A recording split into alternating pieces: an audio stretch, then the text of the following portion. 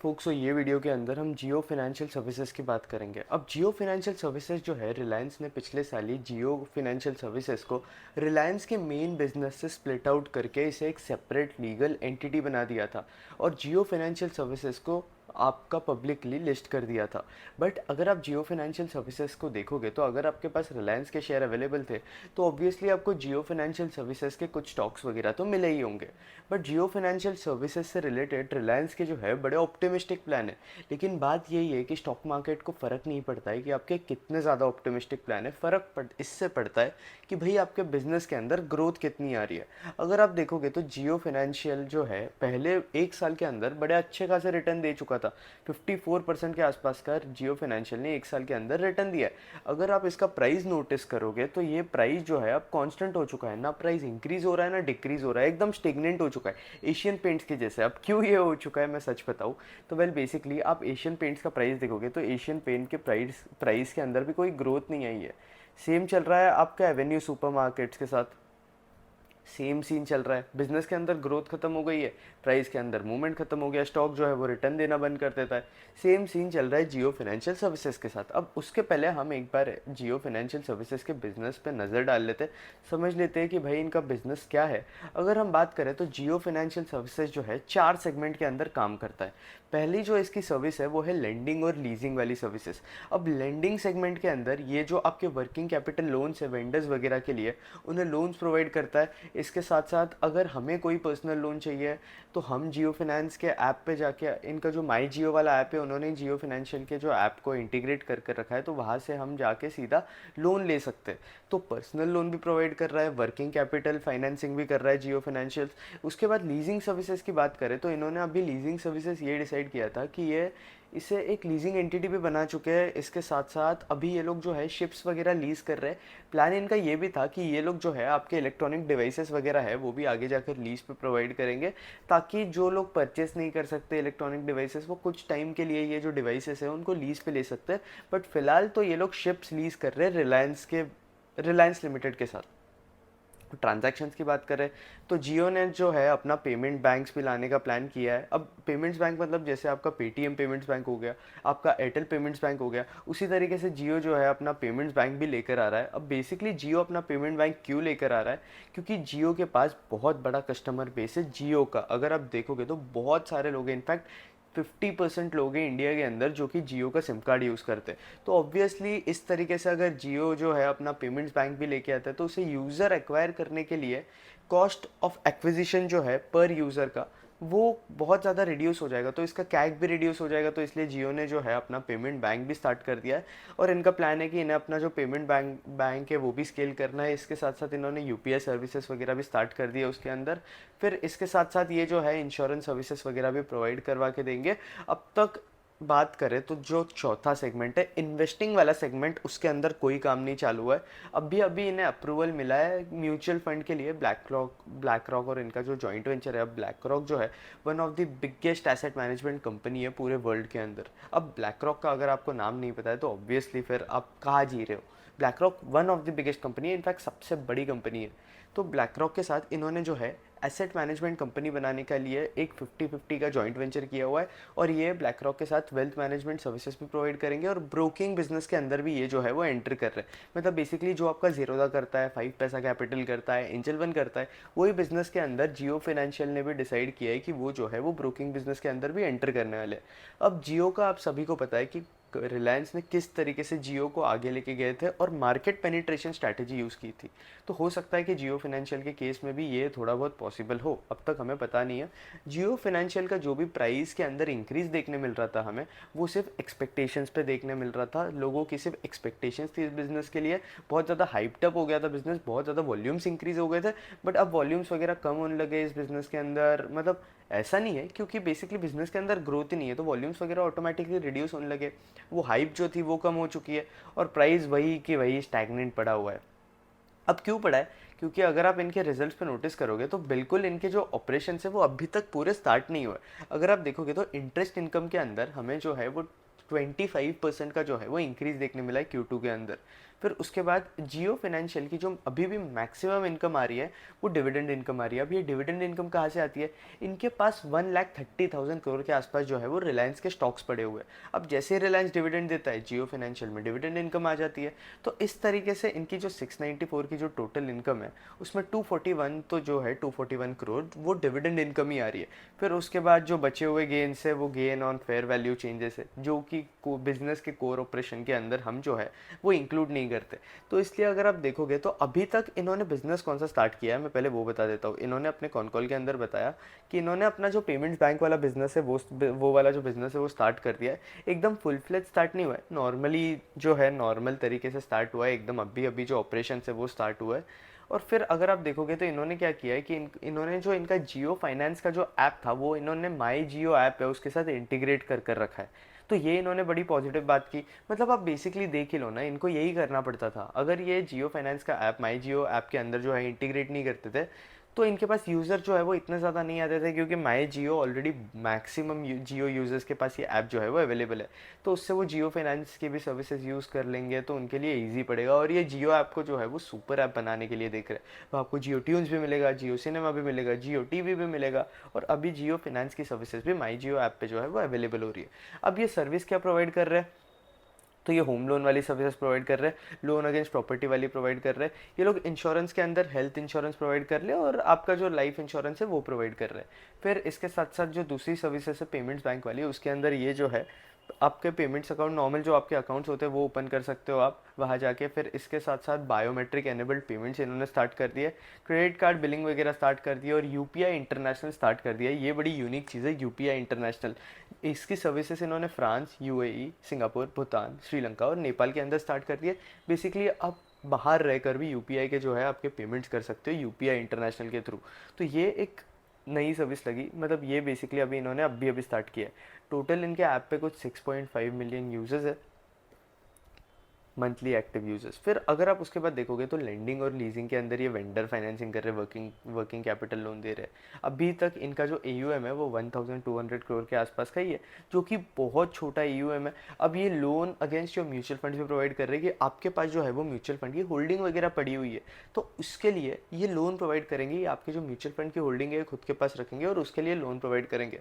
बहुत कम केसेस में आपको जो है म्यूचुअल फंड के ऊपर जो है वो लोन मिलता है। बाकी तो आपके लोन अगेंस्ट प्रॉपर्टी वगैरह ये सब तो है वो नॉर्मल चीज़ है। अगर आप देखोगे तो जियो फाइनेंशियल सर्विसेज ने अभी रिसेंटली 82% अपना जो स्टेक है वो 82% पे इंक्रीज़ कर दिया है जियो पेमेंट्स बैंक के अंदर। और इसके साथ साथ इनके जो है 1.5 मिलियन जो है वो कासा कस्टमर्स है।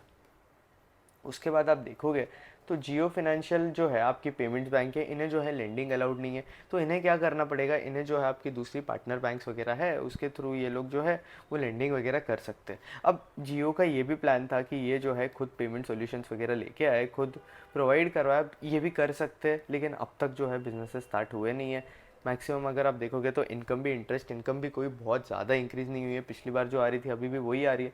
तो ऑपरेशंस बिल्कुल स्टार्ट नहीं हुए। जो मेन सबसे अवेटिंग वेंचर है आपका जियो फाइनेंशियल का, वो है इनका एसेट मैनेजमेंट वाला सर्विसेज, वेल्थ मैनेजमेंट वाला सर्विसेज। अब ये दोनों सर्विसेज जो है बहुत ज़्यादा इंपॉर्टेंट रोल प्ले कर सकते हैं जियो फाइनेंशियल सर्विसेज के लिए, क्योंकि इंडिया के अंदर HNIs का जो नंबर है वो कॉन्स्टेंटली इंक्रीज होते जा रहा है 15 to 17% के आसपास। सारी कैपिटल मार्केट्स वाली कंपनी जो है वो बड़ा अच्छा परफॉर्म कर रही है। आप देखो कि वेल्थ फर्स्ट के बड़े अच्छे रिजल्ट्स आए अभी रिसेंटली। इसके साथ साथ आपकी दूसरी कैपिटल मार्केट कंपनी जैसे कि एंजल वन, जो कि पहले ब्रोकिंग कंपनी थी, अभी ये तो एक फिनटेक ही बन रही है, इसके भी बड़े अच्छे खासे रिजल्ट्स आए। फिर आपकी जितनी भी अभी आपका HDFC AMC देख लो, HDFC AMC ने भी अपने इतने बड़े बेस पे पहुंचने के बाद भी 40% से अपने जो रेवेन्यूज़ है वो इंक्रीज़ किए। तो फिर उस हिसाब से सारी कैपिटल मार्केट कंपनी जो है वो परफॉर्म कर रही है। और इंडिया के अंदर अभी कैपिटल मार्केट्स के लिए बहुत ज़्यादा स्कोप भी आ चुका है, क्योंकि बेसिकली अगर आप देखोगे तो आपकी जो सेविंग्स है वो कैपिटल मार्केट के अंदर अभी तक बहुत ज़्यादा कम इन्वेस्ट होती है। अगर आप इंडियन हाउस होल्ड्स को देखोगे बाकी कंट्रीज़ से अगर आप कंपेयर करोगे, तो उस हिसाब से अगर आप नोटिस करोगे तो भाई अभी भी बहुत ज़्यादा स्कोप है आपके एएमसीज के लिए और वेल्थ मैनेजमेंट के लिए, और वेल्थ मैनेजमेंट की सारी कंपनीज अच्छा परफॉर्म कर रही है। नुवामा भी बहुत अच्छा परफॉर्म कर रही है, नुवामा के भी बहुत अच्छे रिजल्ट्स आए हैं। Q2 के रिजल्ट्स नहीं आए, Q1 के रिजल्ट्स की बात कर रहा हूँ मैं। तो नुवामा भी अच्छा परफॉर्म कर रही है, 25 to 30% का तो गाइडेंस इन कंपनीज ने देखे रखा है। मेरे हिसाब से 25% वाला गाइडेंस जो है वो नुवामा ने देके रखा है, वेल्थ फर्स्ट ने तो 30% का गाइडेंस दिया हुआ है। लेकिन वेल्थ फर्स्ट जो है वो ग्रो कर रहा है अपने रेवेन्यूज 44% से, तो ये एक और पॉजिटिव बात लग जाती है। तो वैसे ही होपफुली होप्स है कि जियो फाइनेंशियल सर्विसेज भी जो है वो अच्छा परफॉर्म करेगी।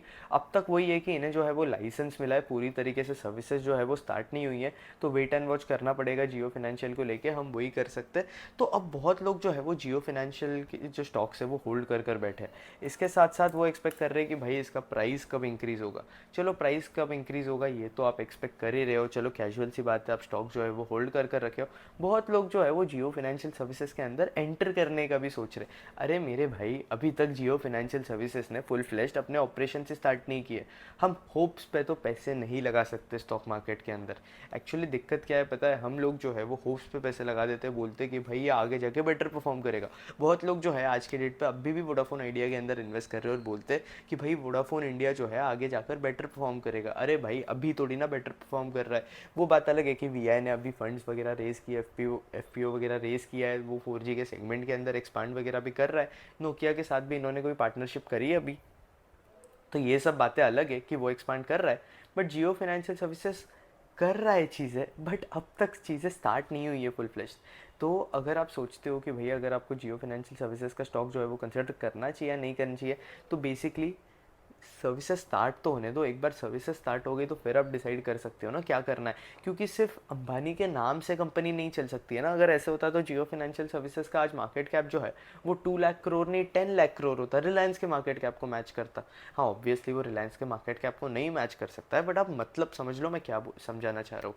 नाम से बिजनेसेस नहीं चलते, बहुत सारे बिजनेसेस हैं जो कि नाम से बिजनेस चल रहे थे और बहुत ईजिली फेल हो गए क्योंकि बिजनेस मॉडल के अंदर ग्रोथ नहीं थी। फर्क नहीं पड़ता है, अब एशियन पेंट्स इतनी बड़ी कंपनी हो चुकी है, HDFC बैंक इतनी बड़ी कंपनी है, एवेन्यू सुपरमार्ट्स इतनी बड़ी कंपनी है। अब ये बिजनेसेस जो है ऑलरेडी इनका नाम जो है वो इतना बड़ा हो चुका है, बट फिर भी स्टॉक प्राइसेस जो है वो रिटर्न नहीं दे रहे। क्यों?